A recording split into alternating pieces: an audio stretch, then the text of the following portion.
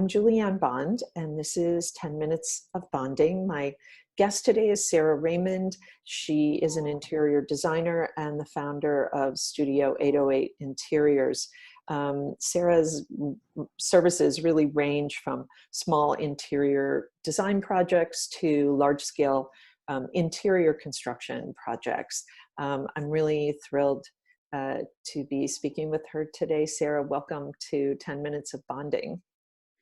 Thank you. Thank you for having me. And you and I have been speaking the last few weeks, and you came up with this really great idea to speak to friends or professionals and see how they're really dealing with this confinement situation and, helping people get through it. So I think it's great. Oh, great. Let's do this. Yeah, I'm thrilled that you think it's great and that you are taking time to do it. So thanks. Yes, I'm the guinea pig. So let's start with you're the guinea pig. So let's start first with this. I'm really curious about what your work challenges are looking like right now. How are they, let's call them the same or different than they were before all of this got started? Right. Well, before, like all New Yorkers, we're really busy. So I am out of the house really early in the morning. I go visit job site, meet with contractors, meet with clients, go find fabric at the show house. We want to see the stuff hands first. Sure. We meet with a furniture designer, really, and back to my desk around 3, 4, and then do a lot of paperwork and drawing and really following up. And so that was before the confinement.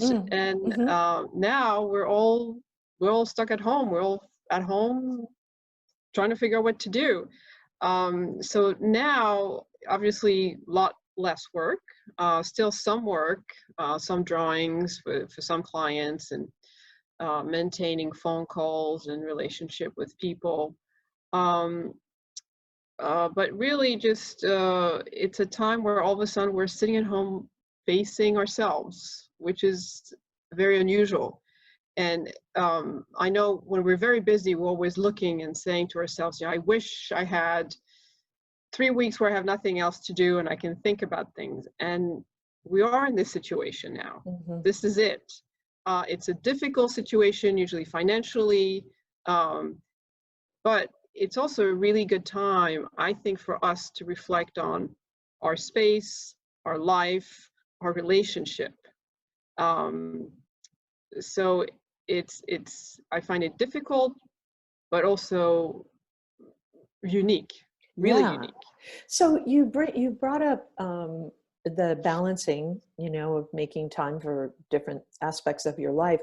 How are you doing that? Are there routines or rituals that you're kind of bringing in right now? I know you have a house full of teenage boys and a husband, so I'm just curious, has that changed for you? Are you building things in now?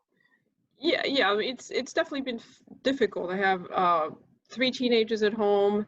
I have a husband at home, so we're 5 for breakfast, lunch, dinner. Really in the same space all the time, and it's been hard to balance everything else. And what I've seen, because now we're in our 4th week, I've seen an evolution, at least for me. And week 1, we've all been in shock. We've all been told to stay home. All the kids coming home, so it's chaos.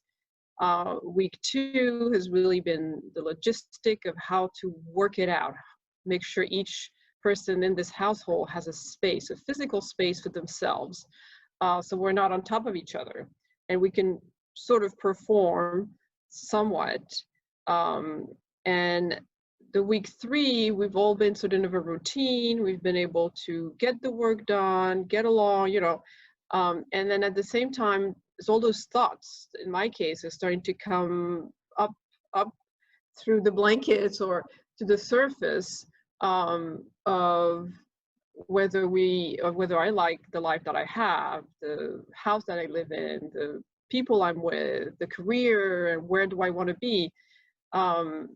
So, a lot of I big think questions right now. Huge questions for lots of us. Yes. I'm I'm curious as it relates, because as a designer, I mean, I'm sure, I would imagine, I shouldn't say I'm sure, but I would imagine that you've kind of created the home that you wanted, right? That works for you, works for your family.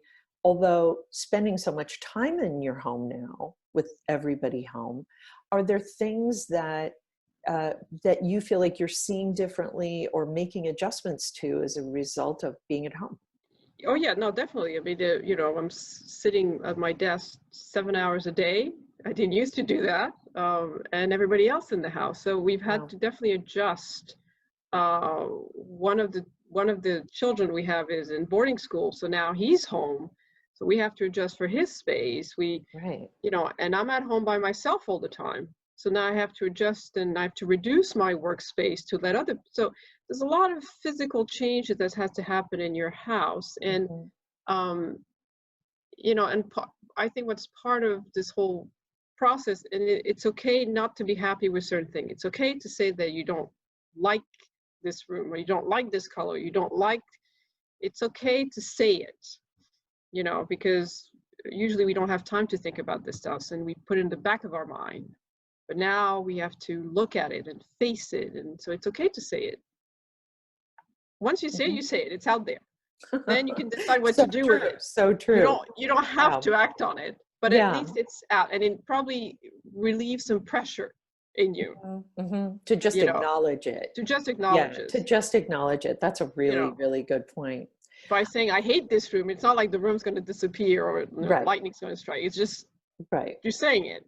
Nothing Right. else going to No, happen. I think that's, yeah, I think you're right. I think that's a healthy thing to do. And So, so, oh, you so know, I'm so sorry, but we yeah, literally yeah, I know. have 1 minute left. Um, Yes. so these days, most everybody I know, including myself, are looking for inspiration, comfort. That means a lot of different things to people. For some, it's art or music or food or whatever it might be. For me, it's poetry. I'm curious, what is inspiring you or giving you comfort these days? So I'm a visual person, and so I'm going to have to go to art. And yeah, it's very important to look at things and look at paintings. It helps, I think. And I've been looking at this artist, not new, but he's been around. His name is Donald Teague, and he's new to me. He's an American artist who does a lot of watercolor.